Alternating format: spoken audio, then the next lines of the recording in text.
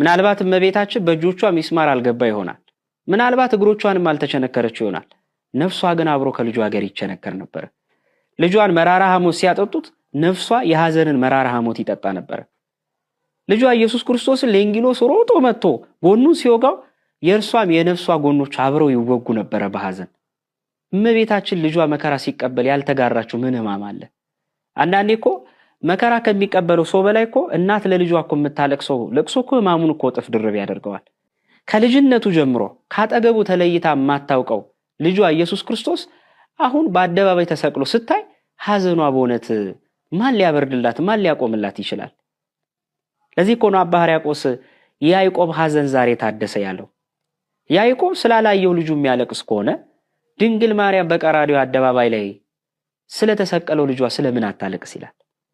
ራሔል ስላላሳደገቻቸው ልጆቿ የምታለቅስ ከሆነ ድንግል ማርያም 9 ወር ከ5 ቀን ጸንሳ 33 ዓመት ሙሉ ካጠገቧ ያልተለየ መሲህ ኢየሱስ ክርስቶስ አንድያ በሆተ ልደት ለተባለለት ለዛ አንድያ ልጇ ለምን አታለቅስ?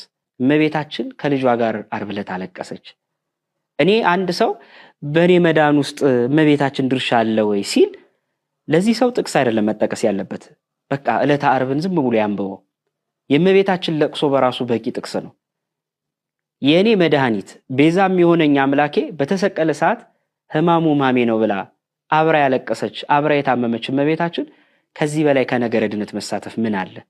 ማንም ባልነበረ ሰዓት ከዮሐንስ ወንጌላዊ በቀር እኮ አጠገቧ ያጽናናት ማንም አልነበረም። ለዚህ ነው እውነተኛ ንጽሕት ድንግል ጽሬት የሆነች እናቱን ልቡን ላነጻ እስከ መስቀል ድረስ ለታገሰ ለዮሐንስ እነኋት እናት እነሆ ልጅሽ ብሎ ሰጣት።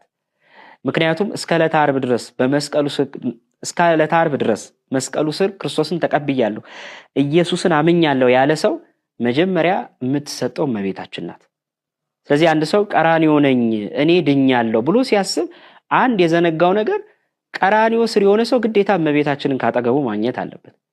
ስለዚህ ዮሐንስ ስለታመነ እመቤታችንን ዕለተ ዓርብ ግን ከጎኑ ተሰጠችው።